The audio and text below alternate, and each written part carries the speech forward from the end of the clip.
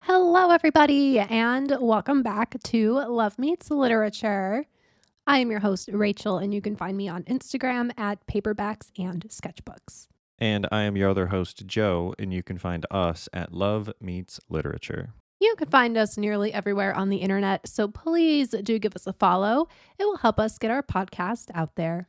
It has been a while since we last talked. I feel like things just kept happening and we did not have time to sit down and talk about our favorite thing in the world, which is books. Yeah, that's true. A little bit of life got in the way.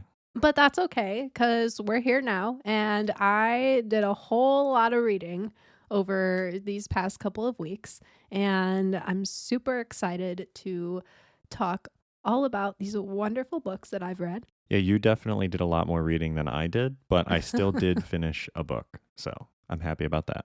Well, that's good. That's still something. So today's episode is just going to be a little chill, talk about what we've read, what we're currently reading. I had a couple DNFs in there because, I'm a mood reader and life is too short to read books I'm not enjoying. So I'm super excited to dive into that. But before we begin, what's been going on these past few weeks? Well, where to start? We had birthdays in that time. We did. Your birthday and my birthday. I know, we're now another year older. We are. It's crazy. We had our anniversary in that time, just a few days ago, actually. Yes. Let's see, what other big things happened? Well, you got sick. Yeah, that's not really exciting. No, that was the unfortunate part about the last few weeks. I just realized that we had so much go on in terms of events. My birthday, your birthday, our anniversary. There was some other family birthdays in there too. Yeah, there's a lot, but I also ended up doing a whole lot of nothing. It does weirdly feel like a lot of empty space. It was a lot of like waiting to do something, kind of. Yeah. Where you don't have enough time to do something else, like record, but you also don't not have time, like you still could read a book or play a game or something. It's not like you're completely locked in, but there was still so many other things to do. There was a lot of things going on, but also I feel like I spent most of my days not doing anything. Well, you also weren't feeling well, so you're obviously going to rest and not do anything. But I still did my job. Well, yeah, you still read. I still did the things I normally do, but I feel like instead of operating at 80 to 100%, I was operating at -10. I thought you were going to say 30 to 40, but I mean, I can't just relax. So even when I don't feel well, I still do something. I still cleaned the house because I'm not going to be able to relax if I'm living in dirt. Wasn't that dirty. Don't make it sound like we're in a pigsty. We're not, but even if it's just dusty. Well, yeah. I like it to be clean, freshly vacuumed. That's how I can relax. But anyways, so we did a lot of stuff, but at the same time, a whole lot of nothing. That's what I'm getting at here. And I have some questions for you. A bookish would you rather? All right. And these questions are courtesy of at Kaylee and her books on Instagram. I just came across this while floating around Instagram one day, as I do. And I thought it would be fun if we discussed a few of these. Sounds good. So the first one, would you rather only read new books or only reread books? I think I would have to say I would rather only be able to read new books. And why is that? I feel like when I look back, I haven't read that many to make my reread catalog interesting enough. I guess you would just be rereading the same book over and over and over and over again. Right. Because I did read a lot when I was in middle school, and the first 2 years into high school, I read a ton. But then after that, it kind of dropped off pretty significantly until a couple of years after high school. So my catalog would be very middle school focused, which I don't think would do me well into like my 60s and 70s if I'm going to keep reading. Yeah, probably not. But that's okay because, I mean, there's a lot of great new books that have come out recently. So I will also say, with the only exception being the Percy Jackson series, I haven't gone back to any books in a very long time. yeah, I'm not a big rereader myself. I reread once in a while, and that's about it. I prefer reading things that I've never read before. Right. Or if I do reread, which I'm remembering I did once for the Jim Butcher books for the Dresden Files, it was with the goal in mind that I'm going to then read the next one in the series.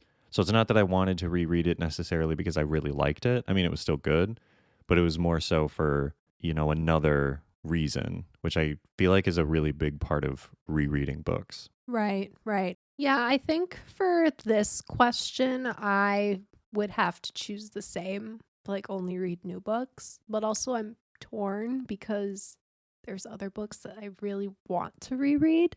And usually, if I start a series and then I don't read the next book for a while, I like to reread what I've read in the series thus far.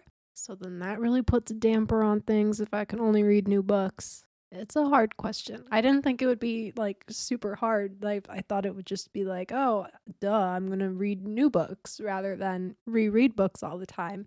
But rereading can be fun. Like I really want to reread the Throne of Glass series because I loved it the first time around, but I feel like if I read it a second time, I will notice things that I didn't notice the first time.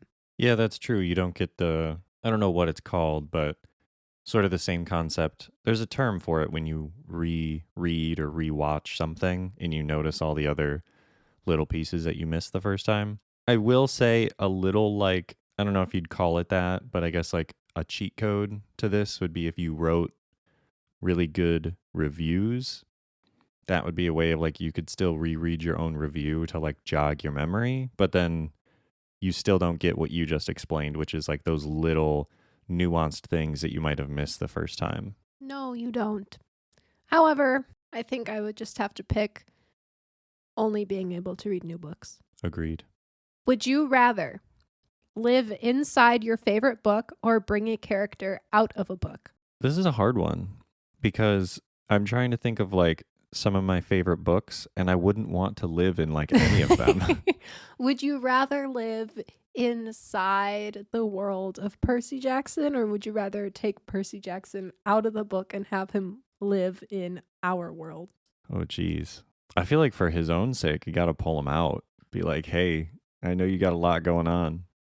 Let's get you a break from all that. But I do feel like living in their world would be fun. You could go to Camp Half-Blood. I guess it doesn't guarantee that you're going to be a half-blood, though. Well, no. But, I mean, you could still be friends with them. True. I guess, though, if you were to pull them out of the book, would they still be a half-blood? Would that now make the, like, Greek gods exist within our world? Oh, that'd be so cool. That's quite interesting, actually. I don't know what the implications are of that.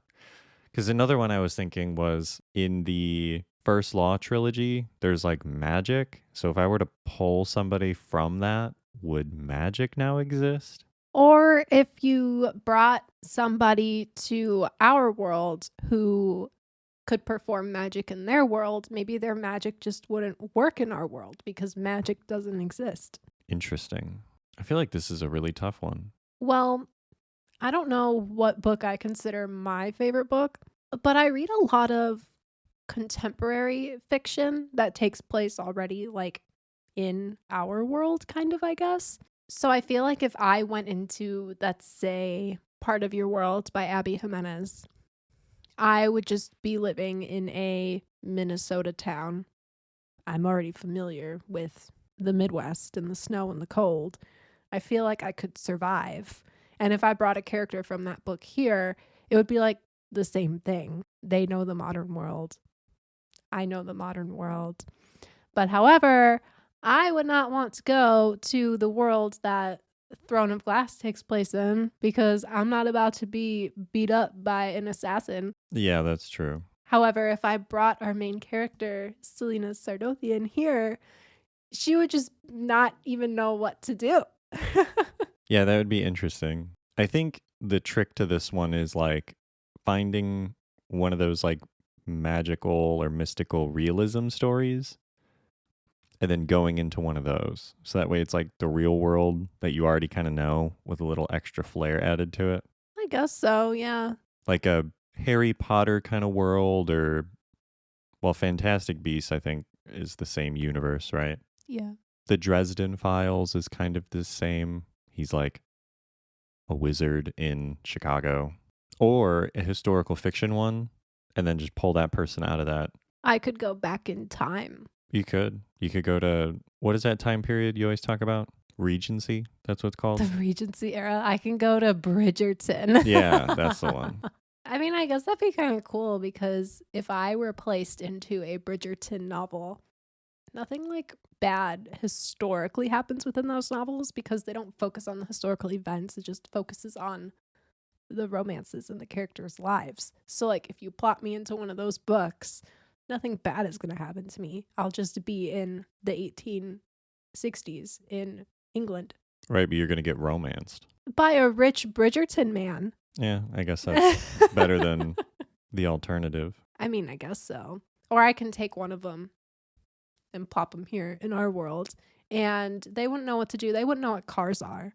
They wouldn't know what any of these electronics are. They'd be so lost. It is funny because if you were to take someone from that time and show them like a simple piece of technology, they would think it's magic. They would. They literally would. They'd be like, you're telling me you take this little thing you call a battery and you put it into this phone and then it tells you things and you can get it to play funny videos? Yeah, that's magic, buddy. So, I mean, I guess my official answer would be I would rather live inside my favorite book because I just feel like that would be more interesting for me if I'm being selfish here. Because if I just took a character from a book and brought them here, that's not any more interesting for me. I think for the sake of the question, going into my favorite story under the assumption that like I get to be a part of the story would be a lot more interesting. So I would agree with you. Yeah, because what's the fun in bringing a character here? Right. And also, if I go into the story, there's no way I'm going to be like some side character. I'm totally going to be a part of the story. Like, I'm going to insert myself if I have to. If I'm going to be there, might as well enjoy it. Yeah, you might as well. All right. Would you rather be banned from all libraries or be banned from all bookstores? You know, this is more difficult than I thought it was going to be. Because my gut reaction is banned from all bookstores. Because I need to use the library more anyway. And my assumption is if you're banned from libraries, that means you don't get to use things like Hoopla and Libby.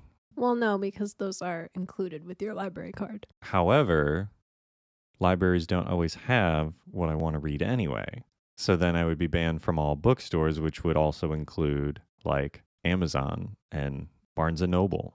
A question about semantics here. Am I literally banned from stepping inside of the bookstore, or is it just I'm not allowed to purchase books? I don't know. I didn't come up with this would you rather, but how about for the sake of this episode, you are not allowed to step foot in any bookstore and you're not allowed to step foot in any library. Oh man, because then I can't walk around like Barnes & Noble. No, you can't. And what if we pick opposites and then like you're in the bookstore and I'm just trapped outside? There's just an invisible ward in front of the door. And every time you try to go in, you just like bounce back because it won't let you go in. I like the idea of like all the bookstores get a picture of me and they're like, don't let this guy in under any circumstance. Yeah, there's a bouncer at the door just for you. Right. I think with that in mind, I would have to be banned from all libraries because sometimes just going to a bookstore and walking around is like a part of the appeal, in my opinion. Not to say that you couldn't do that to a library, but it just fits more with my lifestyle, at least. I'm not going to the library all that often. What about you? Well, I do love the library, and I do love a good bookstore. The financially smart part of me is saying to be banned from all bookstores because pretty much everything I want to read I can find at the library. And if I can't, I guess I would just not read it. But you see, I also have Kindle Unlimited. So I could also find books on there as well. That's like a library. Well, I don't think that counts because you pay for it, right? Yeah, but it's not a bookstore. I don't buy the books off of Kindle Unlimited. I'm just buying the service of Kindle Unlimited so I can check out the books like a library. I think that's a gray area. It's not mentioned in this question. It's would you rather be banned from libraries or bookstores? Kindle Unlimited is not a bookstore. Amazon is a bookstore. Kindle Unlimited, which I mean is Amazon, is not a bookstore. It is the service that has the books that you check out and ultimately return to Kindle Unlimited. Yeah, I see what you're saying. Now it can just not give me the option to purchase the books off of Amazon. Yeah, I think, well, now that I'm thinking, though, if you're banned from all bookstores, does that ban you completely from Amazon? Because they don't delineate on there. Okay, we're making this way too complicated. Being banned from all bookstores just means brick and mortar bookstores. Okay, that's fair. I guess I would rather be banned from all bookstores because I don't need to buy books. Yeah, that's true. And if I do acquire books, it wouldn't be of my own purchasing. Yeah, I guess you could still get gifted things. Exactly. So I have to go with being banned from bookstores. The library usually always has what I want. So I feel like it's a no-brainer. Okay, last question. Would you rather burn your favorite book or have your favorite character die? It hurts my heart to think about burning books. I don't know if I could actually burn any books. I don't like the idea of burning a book in general, but especially my favorite book. It's really hard to say what my favorite book is, but I'm just thinking about the books that I really like. I wouldn't want to burn any of them because books are like kind of expensive. Like I don't want to burn a book. It's like $25 right there. Yeah, I don't want to burn a book either. And honestly, I mean, yeah, it sucks when your favorite character dies, but also it doesn't like break my heart like it does for some other people. Maybe I'm like a heartless person when I read books, but I never really form like an emotional attachment to any book characters. Like some people like get super invested in stories and they're like crying and sobbing when something happens to a character. Like, yeah, I've read books and I'm like, oh, that's kind of sad, or like, oh, that's like really happy or whatever. But I'm never like, oh, they're dead and like cry about it. Am I like a psychopath? No, I don't think so. I mean, I don't really get that upset when a character dies or something really sad. I get more invested in the plot and the story, not really the character themselves. And I think that's why I really, really dislike when books like jump around and they do weird things. It's actually kind of the reason why The Witcher stopped being interesting for me, because I just really cared about the story and the progression of the characters as it was happening. So when it did all this like perspective jumping kind of thing, I disliked that. So I guess to answer the question, I would prefer my favorite character to die, which is a little bit of a cop out because like I already know that some of my favorite characters die in their stories. But also at the same time, you can make your character death a part of the story in a good way. You can, yeah. And it doesn't have to be like a main character that dies. True. Your favorite character isn't always a main character. That's also true. I would say I would also rather my favorite character die. So those were some interesting would you rathers. I guess we'll only be reading new books for the rest of our lives. Just throw rereading out the window forever and ever and ever. We're also very heartless. We'd rather have favorite characters die then burn favorite books. But I feel like that's fair because, like, who wants to watch a book burn? Well, it is kind of funny because there's no point in keeping our favorite books because we can't reread them. So you might as well burn it anyway. We might as well burn them because we can't read them again. How funny. That is really, really funny. And these are all books that we acquired. I didn't buy them at a bookstore. Yeah, that's true. That's true. It's funny how all these questions can kind of be connected. So, into the books. Today's episode is just a little chill discussion on books that we have recently read, any current reads. If we did not finish any books, we'll touch on those as well. So, how has your reading been going? What have you finished up recently? I finished Triptych, which is the first Will Trent series, first in the Will Trent series by Karen Slaughter. This is one that I know you read because I borrowed the book from you. Yes, I'm very familiar with Triptych. And it was incredible. I absolutely loved it. I gave it a 5 out of 5. If I was properly prepared, I would have my review in front of me, which I actually wrote on Storygraph. You wrote a review. Yeah, it was only like 3 sentences, but I mean, it's still a review.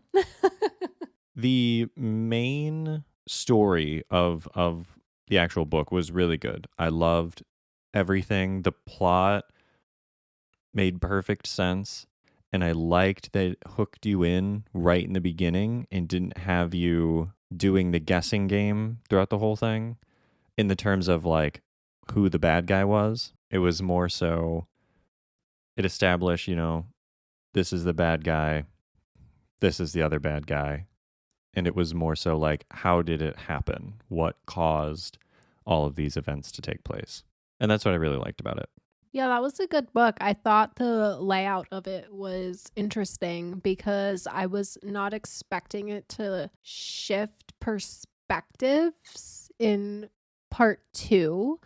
Because the beginning you were following, it was the one cop, right? Right, Michael. Yeah, and then part 2, you're introduced to Will Trent, who is the namesake of the series. And that's when things started getting really interesting. Right. And you got John Shelley's perspective as well. And you got Angie, her perspective for a little bit. Yeah, Karen Slaughter likes to give us perspectives from pretty much everyone that would have an important role in a police case. Yeah, I thought it was super good. I will say that the book was incredibly dark. Well, all of her books are. I'm used to it. I wasn't expecting it to be that gruesome and gritty, which I should have known because I read a little bit of The Good Daughter. I never did finish that, but I mean, that was pretty intense as well. So you should finish that one because that one ends up being really good. I will have to go back at some point. But I've read the second book in the Will Trent series too, and that one's also dark. So you just gotta be prepared that anything Karen Slaughter writes is gonna be pretty dark, pretty gory, pretty intense. But I love it. I mean, it was really, really good. The only complaint that I had, which was so small that it didn't even knock off any points for me, which is surprising because it does have to do with the ending. And I'm normally a big stickler about endings.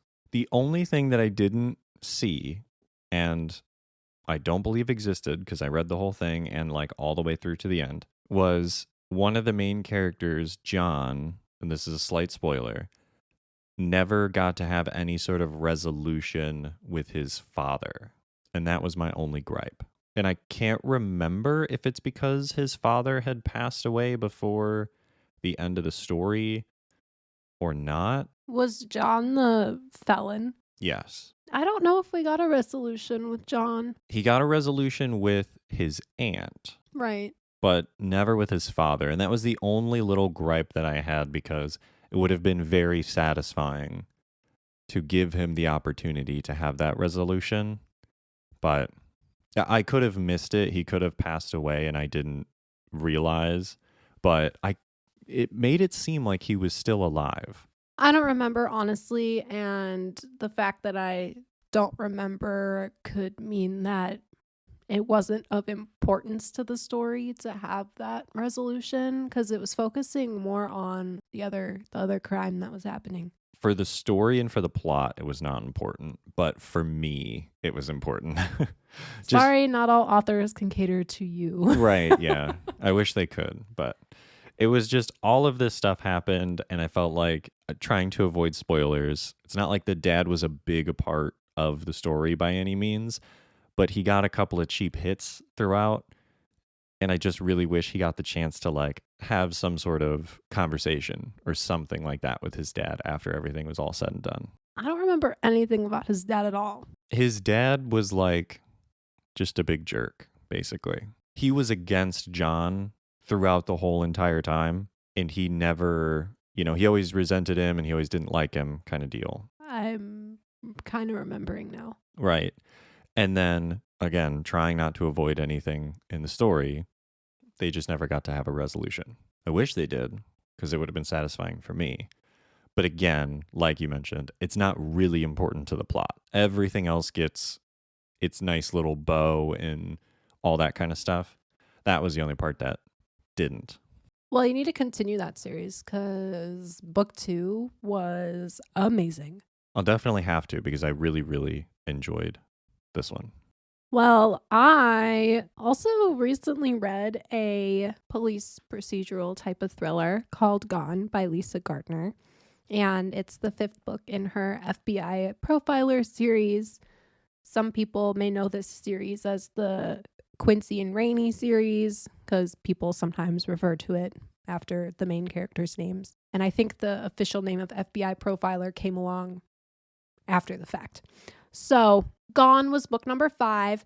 And right when this book started, I was kind of iffy about it because the subject matter was more so following the abduction of our main character, Rainey. And I don't like when books do that because she's supposed to be a sort of private investigator now with Pierce Quincy, who used to be a supervisory special agent for the FBI.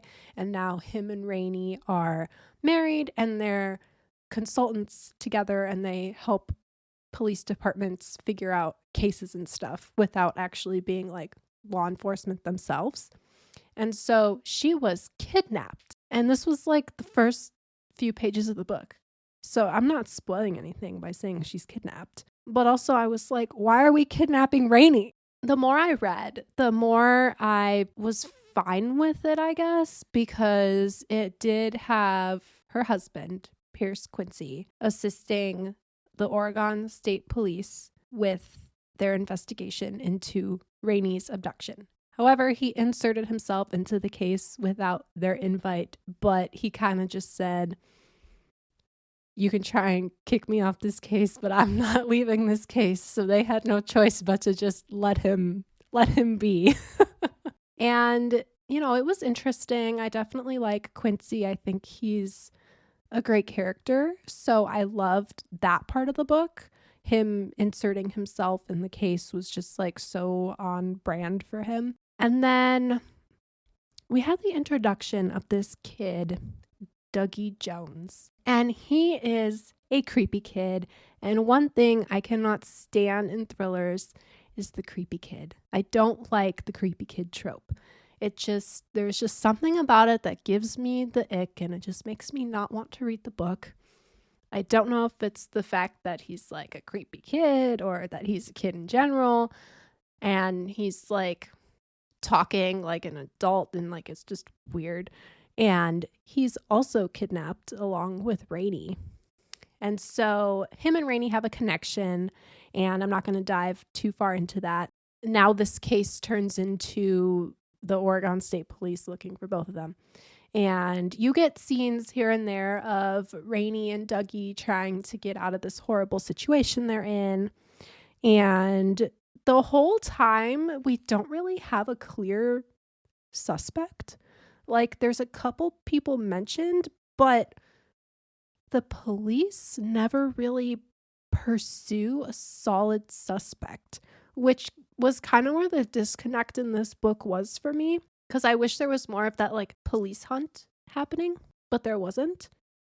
And then we're introduced more to Pierce Quincy's daughter, Kimberly, and her police officer boyfriend, Mac. And they have a pretty big presence in this book, which makes me think this book was written to set up the next book following more of Kimberly and Mac instead of Pierce and Rainey. So I feel like this was like one of those like weird series transition books that authors do sometimes to like set up a bigger picture in a following book. Because it was just kind of like, like it was fine. Like I gave it 4 stars, but like overall, like the whodunit, I was like, like the action, the investigation, It was just like all around a blah kind of book. Could you tell me more about this creepy kid trope? I don't think I've ever heard of this before. I don't know if it's officially called the creepy kid trope, but there are some thrillers that have a kid who's like between the ages of like 4 and 10.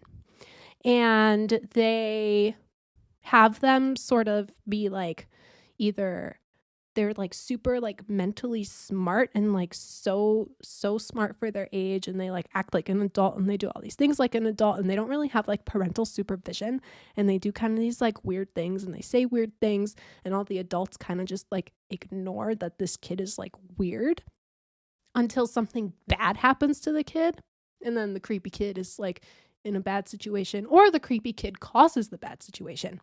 And it's just like a trope that I'm not a huge fan of. I see what you're saying. I get it now. Like kids not acting their age really, but it's supposed to be like in a sinister, creepy kind of way.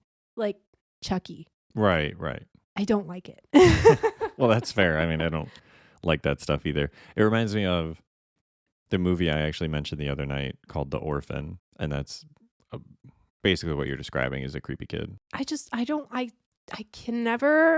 don't vibe with the creepy kid trope. Like, no matter how it's written, no matter what author writes it, it's just, I know it's something that I don't really like. You could be the best author on the planet and write the creepy kid trope like super well, but I'm still not going to like it. That's fair. And so in this book, Dougie specifically, he was a 7-year-old kid. He was in foster care and he was a troublemaker. He was an arsonist at 7 years old. And he liked to play outside with beetles specifically. He would like eat them and like put them in his mouth. And I'm like, this is weird and this is gross. And I did not like it at all. Yeah, that's disgusting. It was so gross. And he too acted much older than 7 years old. At least the author wrote him like not how an actual 7-year-old acts. Because like he would break out of his foster homes and he would go like live in the woods, and he would like play with these bugs, and he would have like ways of obtaining matches. Like he would walk to like stores and like steal matches and then light his foster family's homes on fire. A 7-year-old can do that. A 7-year-old can be an arsonist. I had no idea. And now I'm suddenly afraid of every single 7-year-old on the planet. Yeah, you never know. So it was just weird to me, and I was not really vibing with that. Although towards the end, the creepy kid trope kind of subsided a little bit. Like it wasn't as intense, but I'm still like, I wasn't like a huge fan of this one. I mean, that's fair. It's not like all of them are going to be perfect. Well, no, not every single book in a series that's like 8 books long is going to be amazing. So I'm just hoping the next book is better than this one. Not that this one was bad. It just like it wasn't what I like in a thriller. Well, you know what they say. Not every author can cater to you. Do they say that, or did I just say that? Well, you know. So Gone by Lisa Gardner, a continuation of the FBI Profiler series. Pretty good. Not my favorite, but like it was fine. And we all know I've read more than one book in the last 2 weeks. Another one I read that I really liked was The Fall Risk by Abby Jimenez. This was a bonus short story this month on Amazon Prime First Reads. And this one actually publishes on March 1st. So if you are an Amazon Prime member, you can read it for free now with your subscription. If not, you have to wait until March 1st. I don't make the rules. I'm sorry. So The Fall Risk by Abby Jimenez. This was a short romance story.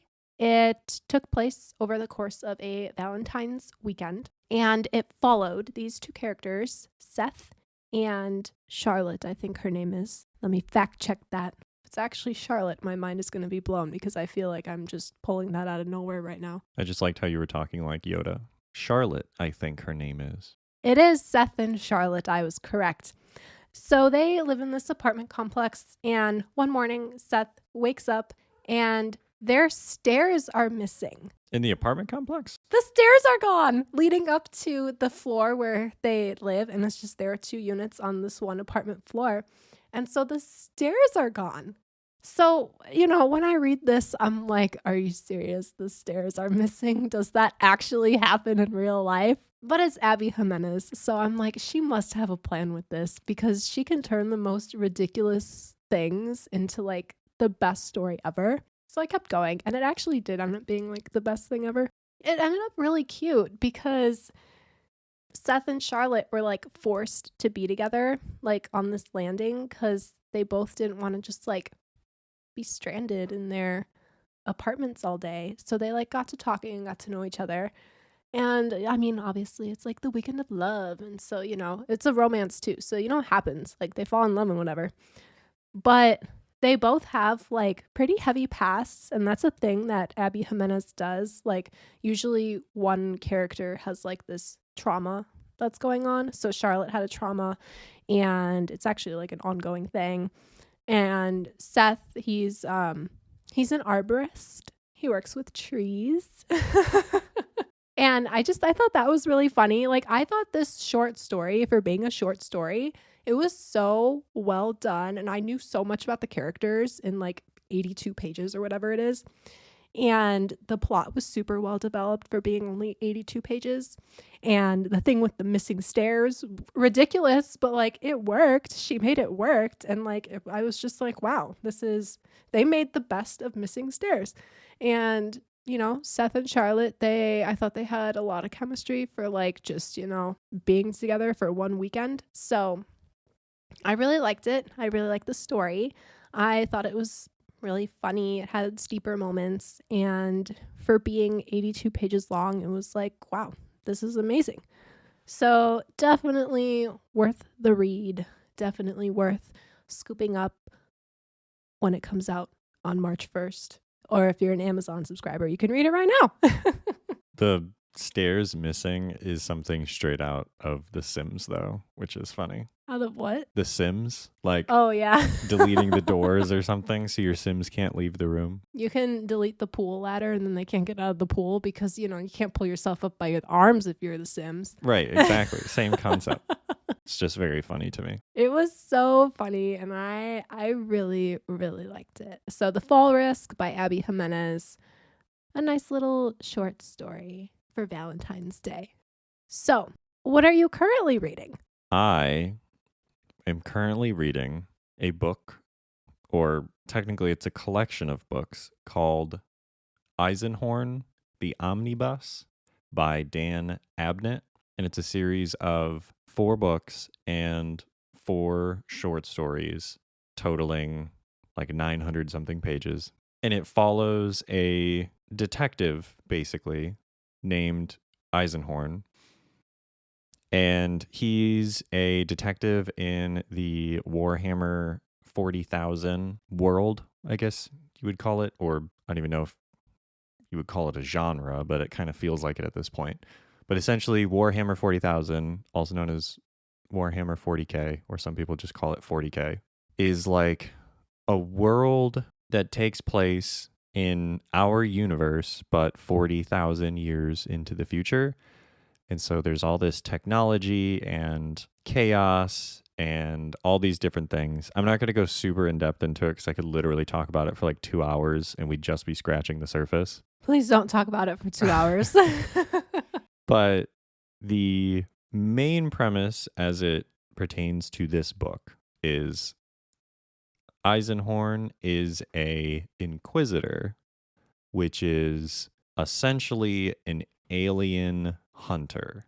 He is tasked with going around these different parts of the galaxy and hunting down different Xenos, I think is what they call them, or Xenos, something like that, which means alien, like, and think of your classic, like, green skin monster type alien or nasty bug xenomorph, like from the Alien movie, Alien, like, classic, that kind of style.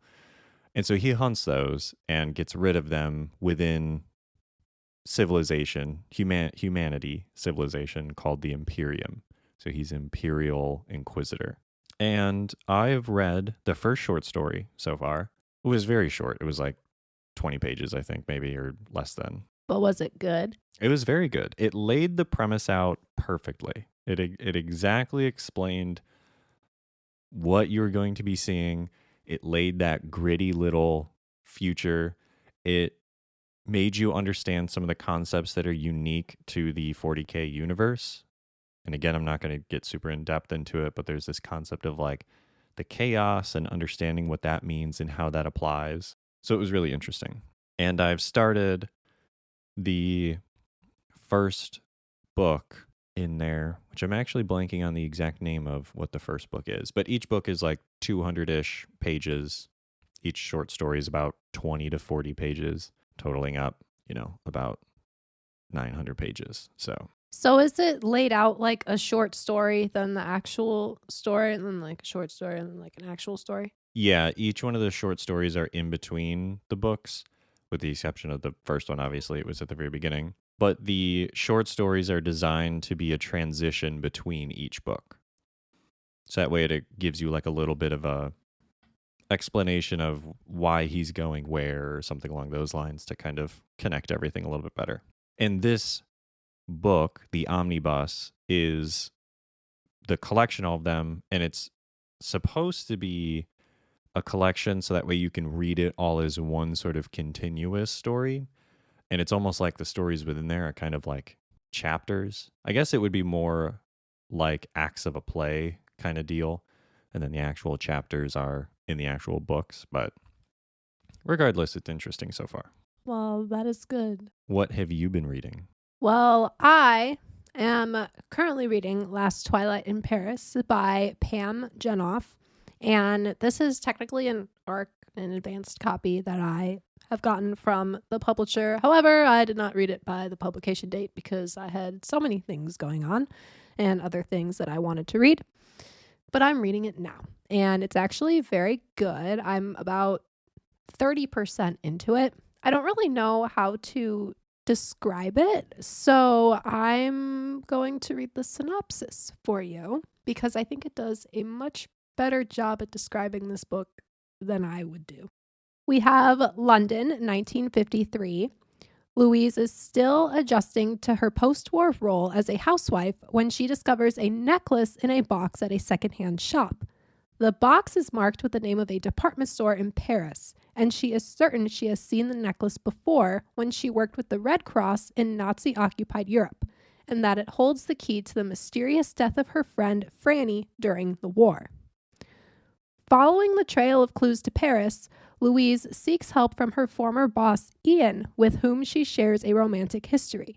The necklace leads them to discover the dark history of Leviton, a once glamorous department store that served as a Nazi prison, and Helene, a woman who was imprisoned there, torn apart from her husband when the Germans invaded France.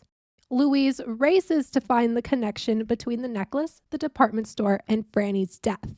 But nothing is as it seems, and there are forces determined to keep the truth buried forever. This book is actually inspired by the true story of Leviton. The Last Twilight in Paris is a mystery and an unforgettable story about sacrifice, resistance, and the power of love to transcend in even the darkest hours. So this book is told as a dual timeline, and I'm really enjoying that because I'm kind of just wondering when Helene's timeline and Louise's timelines are going to connect, because we have Helene's timeline, which is set, I think, a little before World War II begins. And then we have Louise's timeline, which is set in 1953. And as I keep reading, we have Helene's timeline, which is slowly like creeping up to like the now or whatever. Like it's going more in the future. And Louise's, we're getting like little anecdotes within her points of view of her in 1944. So like we're kind of getting her in the present and the past, and we're getting Helene in the past. So I'm kind of just like seeing how everything connects together right now.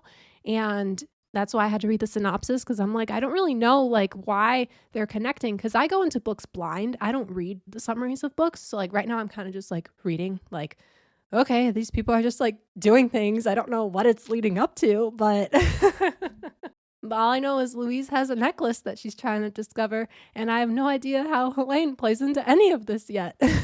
Yeah, that's interesting. As a reader, like if you go in blind to this book, you may just be a tad confused as to what Helene's role may be. Maybe I read it and I just like glazed over it, but it's good so far. It's a really fast-paced read. I'm really enjoying it. Like so far, it kind of seems like nothing much has happened, but I am only 30% into it, and things are starting to happen. And I was also like a little confused on Louise's past romantic affair with Ian. They were mentioned in the summary. Because like in the book, I can kind of tell that there was something going on with the two of them, but I didn't know what exactly. From what I've read so far, like it's an interesting relationship. And I'm excited to know more of how all of these people intertwine. So that is my current read, Last Twilight in Paris by Pam Jenoff. Well, that one sounds very interesting. It is super interesting. I love the mystery aspect. I love the historical aspect. I love the dual timelines. That's always my favorite things in historical fiction. So we have read some great books recently. We're currently reading some awesome books. And I have to know, what are you currently obsessed with? Well, I would say my current obsession matches my current read. Are you obsessed with Warhammer? Yeah, I am. And for those not familiar, Warhammer is not only a story world, but it's also video games, and the main attraction is the tabletop miniature game with the same name, Warhammer 40,000. Yeah, you've been painting your little dudes. Yes, as you like to fondly call them, the little dudes. They look good. They look all right. It was my first time ever painting them, so. But it's fun. You get the little miniatures, you assemble them, and then you, of course, paint them to match whichever version of the chapters, or you can do your own color scheme. You could literally paint them whatever you want. But it's been fun. I have some Space Marines, and I've got some Necrons that I got to paint. But I need to get the paints for those. I don't know what any of those words mean, but wonderful. For the people that do, they'll appreciate it. But what have you been obsessed with? I'm obsessed with coloring. You fed into my coloring obsession, and you got me coloring books and the fancy markers for my birthday. And that is all I did yesterday. I watched Gilmore Girls and I colored 2 coloring book pages.